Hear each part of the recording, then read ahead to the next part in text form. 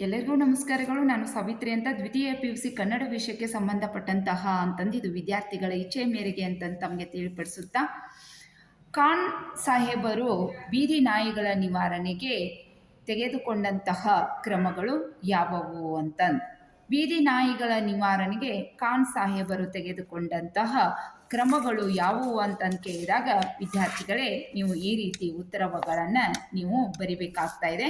ಇದು ದೀರ್ಘ ಗದ್ಯದಲ್ಲಿರುವಂತಹ 6ನೇ ಅಧ್ಯಾಯವನ್ನು ಓದ್ಕೊಂಡ್ರೆ ನಿಮ್ಗೆ ಇದರಲ್ಲಿರುವಂಥ ಪ್ರಶ್ನೆಗೆ ಉತ್ತರ ಸಿಗ್ತಾ ಇದೆ ಅಂತಂದು ಹೇಳ್ತಾ ಇದ್ದೇನೆ.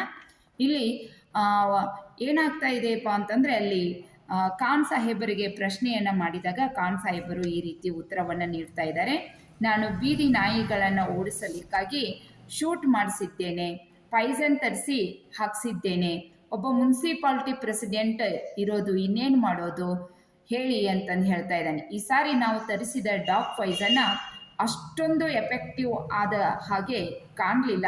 ಅದೇನೋ ಅದನ್ನು ಕಲಬೆರಕೆ ಮಾಡುತ್ತಾರೋ ಏನೋ, ಆದರೂ ಈ ವರ್ಷ 200-300 ನಾಯಿನಾದರೂ ಸಾಯಿಸಿದ್ದೇನೆ ನೋಡಿ ಅಂತಂದು ಹೇಳ್ತಾ ಇದ್ದಾರೆ. ಅಷ್ಟೇ ಅಲ್ಲದೆ ರಾತ್ರೋರಾತ್ರಿ ನಾವು ಅಂದರೆ ಈ ಲಾರಿಯಲ್ಲಿ ರಾತ್ರೋರಾತ್ರಿ ಈ ನಾಯಿಗಳನ್ನು ತಂದು ಬಿಟ್ಟು ಹೋಗ್ತಾ ಇದ್ದಾರೆ ಅನ್ನೋ ಮಾತನ್ನು ಈ ಖಾನ್ ಸಾಹೇಬರು ಅಲ್ಲಿ ಅವರಿಗೆ ಉತ್ತರವನ್ನು ನೀಡ್ತಾ ಇದ್ದಾರೆ ಅಂತ.